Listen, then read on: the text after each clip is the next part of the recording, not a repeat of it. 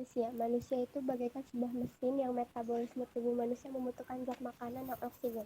Agar kegiatan metabolisme dapat berlangsung untuk menghasilkan energi yang dibutuhkan tubuh, namun seperti halnya sebuah mesin dari hasil kegiatan metabolisme, manusia juga menghasilkan zat sisa bersifat racun dan harus dikeluarkan dari tubuh. Proses pada pengeluaran manusia ini menjadi 3, yaitu 1. Ekskresi, yaitu proses pengeluaran zat sisa hasil dari kegiatan metabolisme yang tidak dibutuhkan lagi oleh tubuh.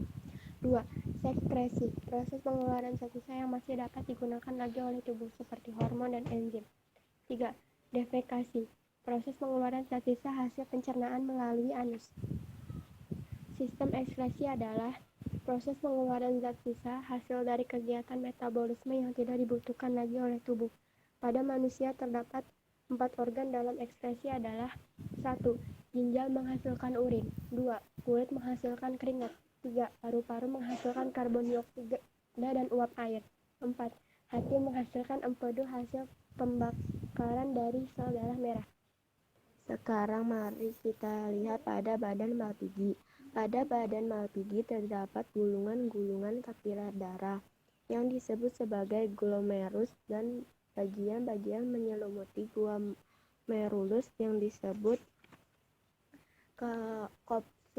kapsul baunan atau simpai baunan. Darah akan mengalir di dalam kapiler glomerulus, disuplai dari anteriola afferens, berarti masuk, dan keluar melalui arteri ola afferens, berarti keluar. Selama darah mengalir karena pengaruh tekanan menyebabkan molekul-molekul di dalam darah tergolong dari glomerulus, ruang antara sel endotel glomerulus, sedangkan molekul-molekul besar seperti protein lemak tidak dapat melewati ruang antara sel-sel endotel glomerulus dan akan tetap berada kapiler glomerulus, sehingga hanya molekul-molekul kecil yang akan tersaring saja yang akan ditampung kapsula baunan. Proses penyaringan yang telah berlangsung demikian disebut filtrasi. Hasil filtrasi ini disebut urin primer, mengandung molekul air, urea, amonia, glukosa, asam amino, natrium, dan garam mineral. Mekanisme pembentukan urin pada ginjal. Sekarang mari kita lihat dalam mengenai ginjal. Pada ginjal terus proksimal, 3. Lengkung Henle, 4. Tubulus contritus distal, 5. Tubulus collecteus. Struktur ginjal. Apabila dilakukan sayatan menyamping, maka akan terlihat struktur anatomi ginjal seperti pada gambar. Struktur ginjal terdiri atas bagian korteks atau kulit ginjal, medula atau sumsum ginjal, dan pelvin atau rongga ginjal. Di dalam ginjal terdapat pembuluh arteri, tempat masuknya darah yang akan dibersihkan tersebut arteri lenis, dan pembuluh vena, tempat keluarnya darah, disebut vena lenis. Tahap pembentukan urin selanjutnya terjadi sesuatu tubulus yang disebut tubulus contritus proximal.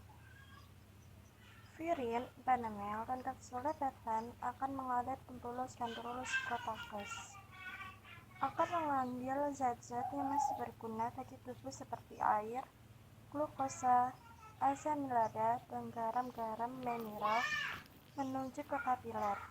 Dari tubulus, yaitu pembuluh kapiler darah yang mengelilingi tubulus nefron, diserap kembali dalam darah dengan pengaruh tekanan osmotik antara lain pimeda darah, glukosa, dan asam amino, diserap kembali melalui lymphocyte epitel tubulus menuju kapiler intubulus. Terdapat molekul-molekul, terdapat anemia dan urea atas tetap berada tubulus dan kosong rebiotis hasil dari resosidus sebagai urin. Urin sekuler sumbiotis hasil sebagai urin sekunder, yaitu urin yang tidak mengandung zat-zat yang berguna seperti glukosa dan asam amino, menyiksa zat-zat kita pista yang tidak berguna seperti urea ammonia sebagai kecil garam-garam mineral. Selanjutnya, urin akan mengalir di darah tubulus yang melengkung dan dapat tergradasi menjadi dua, yaitu lengkung darah dan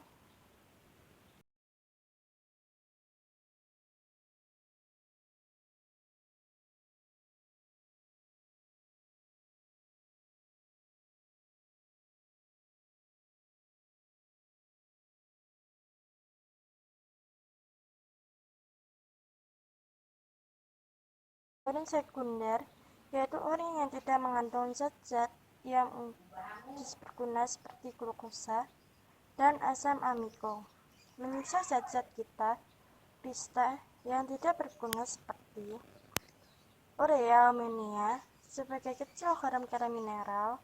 Selanjutnya, urin akan mengalir di darah tubulus yang melengkung dan dapat tergradasi menjadi dua, yaitu lengkung darah dan